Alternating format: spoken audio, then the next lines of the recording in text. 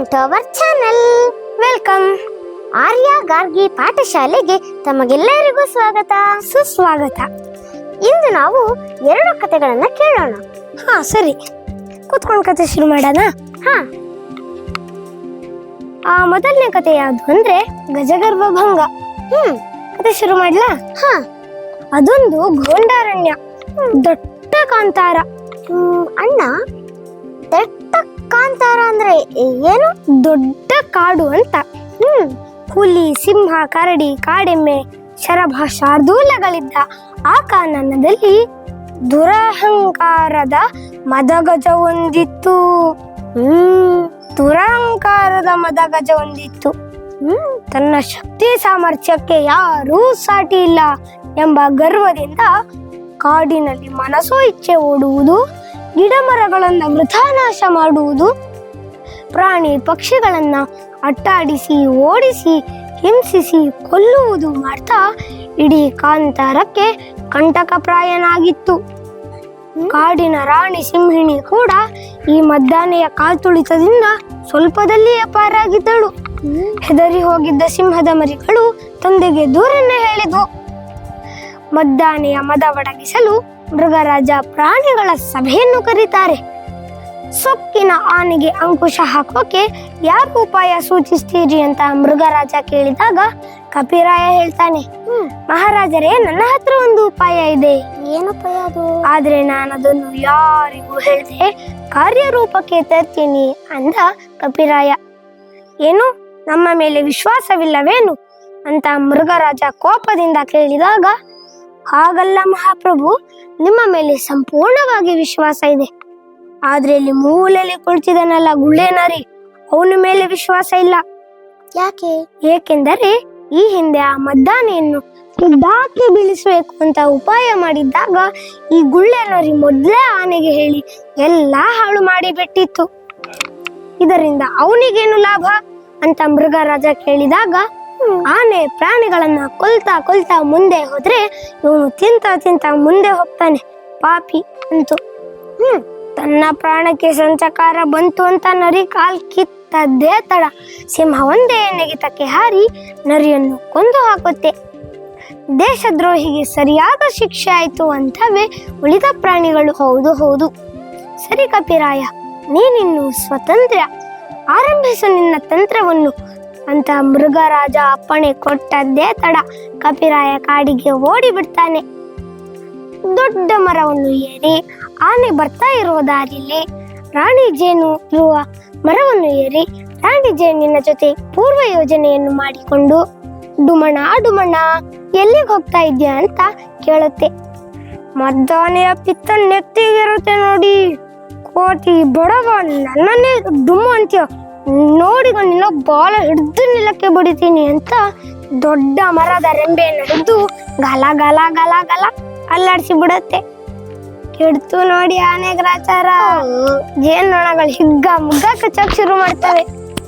ರಾಣಿ ಜೇನಿನ ಜೊತೆ ಪೂರ್ವ ಯೋಜನೆಯನ್ನು ಮಾಡಿಕೊಂಡ ಹಾಗೆ ಆನೆಯನ್ನು ಮೃಗರಾಜನ ಬಳಿಗೆ ಅಟ್ಟಿಸಿಕೊಂಡು ಹೋಗ್ತಾವೆ.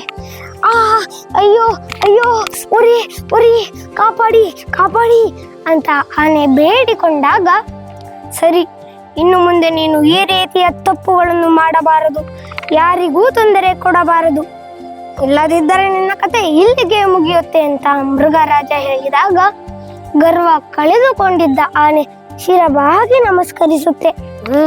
ರಾಜ ಆಜ್ಞೆಯಂತೆ ಜೇನ್ನೊಣಗಳು ಆನೆಯನ್ನು ಬಿಟ್ಟು ಬಿಡ್ತಾವೆ.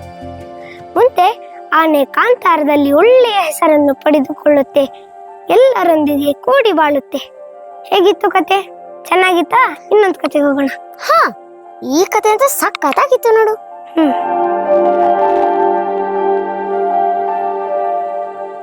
ಅಣ್ಣ, ನೀನ್ ಹೇಳಿದ ಕತೆ ತುಂಬಾ ಸಖತ್ತಾಗಿತ್ತು. ಹೌದಾ? ಥ್ಯಾಂಕ್ಸ್. ನಾನು ಗಜಗರ್ವ ಭಂಗ ಕತೆ ಹೇಳಿದೆ, ನೀನ್ ಯಾವ ಕತೆ ಹೇಳ್ತೀಯಾ? ನಾನು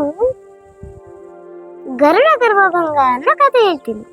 ಗಜಗರ್ವ ಭಂಗ, ಗರುಡ ಗರ್ವ ಭಂಗ. ಶುರು ಮಾಡ್ತೀಯಾ? ಅದೊಂದು ಕಾಂತಾರ. 106 ಬಗೆಯ ಪಕ್ಷಿಗಳು ಅಲ್ಲಿ ವಾಸವಾಗಿದ್ವು. ಸೂರ್ಯೋದಯಕ್ಕೂ ಮುನ್ನ ಎದ್ದು ಆಹಾರ ಹುಡುಕಕ್ಕೆ ಹೋಗಿ ಬಿಡ್ತಿದ್ವು. ಸಂಜೆ ಎಲ್ಲ ಪಕ್ಷಿಗಳು ಒಟ್ಟಿಗೆ ಸಭೆ ಸೇರಿ ಅವತ್ತಿನ ವಿಶೇಷ ಏನಿತ್ತು ಅಂತ ಮಾತಾಡ್ಕೊಳ್ತಾ ಇದ್ರು. ಆ ಪಕ್ಷಿಗಳ ಗುಂಪಿನಲ್ಲಿ ಒಂದು ಅಹಂಕಾರಿ ಗರುಡ ಪಕ್ಷಿ ಇತ್ತು. ಅದು ಯಾವಾಗಲೂ ಕೂಡ ತನ್ನನ್ನು ತಾನು ವಿಪರೀತ ಹೊಗಳಿಕೊಳ್ತಾ ಇರ್ತಿತ್ತು. ಏನಂತ? ತನ್ನ ಕಣ್ಣೇನು, ಕಣ್ಣಿನ ದೃಷ್ಟಿಯೇನು, ಕೊಕ್ಕೇನು, ರೆಕ್ಕೆಯೇನು, ಬಲಿಷ್ಠ ಕಾಲೇನು, ಮೋಡಗಳಿಗಿಂತಲೂ ಮೇಲೆ ಹಾರುವ ತನ್ನ ಪರಾಕ್ರಮವೇನು ಅಂತ ಪ್ರತಿದಿನ ಹೇಳ್ತಾ ಇದ್ರೆ ಉಳಿದ ಪಕ್ಷಿಗಳಿಗೆ ತಲೆ ಚಿಟ್ ಹಿಡ್ದು ಹೋಗ್ತಾ ಇತ್ತು. ಒಮ್ಮೆ ಗರುಡ ತನ್ನ ಜಂಬದ ಚೀಲವನ್ನು ಬಿಚ್ಚಿದಾಗ ಮರಿಗುಬ್ಬಿ ಹೇಳುತ್ತೆ. ಏನಂತ? ಗರುಡಣ್ಣ, ನಿನಗಿಂತ ವೇಗವಾಗಿ ಮೋಡಕ್ಕಿಂತ ಮೇಲೆ ಹಾರುವವರು ನಮ್ಮಲ್ಲಿದ್ದಾರೆ ಅಂತ. ಹೌದಾ? ಯಾರು? ಕೇಳು. ಕೆಂಡಾಮಂಡಲವಾಗಿ ಬಿಡುತ್ತೆ ಗರುಡ. ಯಾರಿದ್ದಾರೆ ಅಂತ ಅರಚಿ ಬಿಡುತ್ತೆ. ನಾನು ನಿನಗಿಂತ ಮೇಲೆ ಮೋಡಕ್ಕಿಂತ ಮೇಲೆ ಹಾರಬಲ್ಲೆ, ಸವಾಲನ್ನ ಸ್ವೀಕರಿಸ್ತೀಯಾ ಅಂತ ಮರಿಗುಬ್ಬಿ. ಮರಿಗುಬ್ಬಿನ? ಹೌದು. ಆಮೇಲೆ ಗರುಡ ಗೊಳ್ಳೆಂದ ನಕ್ಕಿತು. ಕನಸು ಕಾಣ್ಬೇಡ, ಎಲ್ಲರ ಎದುರಿಗೆ ಮರ್ಯಾದೆಯನ್ನ 3 ಕಾಸಿಗೆ ಹರಾಜು ಹಾಕಿಕೊಳ್ಬೇಡ ಅಂತ ಗರುಡ ಮರಿಗುಬ್ಬಿಗೆ ಹೇಳಿದ್ರು ಕೂಡ ಮರಿಗುಬ್ಬಿ ಕೇಳಲಿಲ್ಲ. ಸರಿ, ಮಾರನೇ ದಿನ ಸ್ಪರ್ಧೆ ಆರಂಭ ಅಂತ ತೀರ್ಮಾನ ಆಯ್ತು. ಸ್ಪರ್ಧೆ ಆರಂಭವಾಯ್ತು.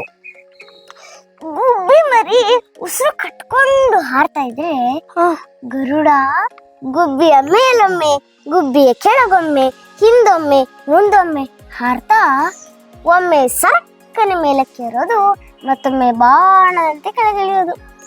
ಹೀಗೆ ಆಟ ಆಡ್ತಾ ಇತ್ತು. ಪಾಪ ಗುಬ್ಬಿ. ಹಠಾತ್ತನೆ ಗುಬ್ಬಿ ಮರಿ ಮಾಯವಾಗಿ ಬಿಡುತ್ತೆ. ಎಲ್ಲಿ ಹೋಯ್ತು? ಗರುಡ ಸುತ್ತಮುತ್ತ ಹುಡುಕುತ್ತೆ. ಆತಂಕ ಹೆಚ್ಚಾಗಿ ಗರುಡ ಮೋಡ ದಾಟಿ ಮೇಲೆ ಹೋಗುತ್ತೆ. ಗುಬ್ಬಿ ಮರಿ ಕೂಗಿ ಹೇಳ್ತಾ ಇದೆ, ಗರುಡಣ್ಣ ನೋಡು, ನಾನು ನಿನಗಿಂತ ಎತ್ತರದಲ್ಲಿ ಹಾರ್ತಾ ಇದ್ದೇನೆ ಅಂತ. ಅದು ಹೇಗೆ? ಹೇಗೆ ಗೊತ್ತಾ? ಹೇಳ್ತೀನಿ. ಗರುಡನ ಜಂಬದ ಕೊಂಬುಗಳು ತುಂಡಾಗಿ ನಾಚಿಕೆಯಿಂದ ತಲೆ ತಗ್ಸಿದ್ರೆ ಕೆಳಗಡೆ ಕಾಂತಾರದ ಪಕ್ಷಿಗಳೆಲ್ಲ ಮರಿಗುಬ್ಬಿಗೆ ಜಯಘೋಷವನ್ನ ಕೂಗ್ತಾ ಇದ್ವು. ಗುಬ್ಬಿ ಮರಿಗೆ ಜೈ. ತಾಯಿ ಗುಬ್ಬಿ ಕೇಳ್ತು, ಮಗು ನೀನ್ ಗೆದ್ದದ್ ಹೇಗೆ ಅಂತ. ಗುಬ್ಬಿ ಮರಿ ಏನ್ ಹೇಳ್ತಾ ಗೊತ್ತಾ?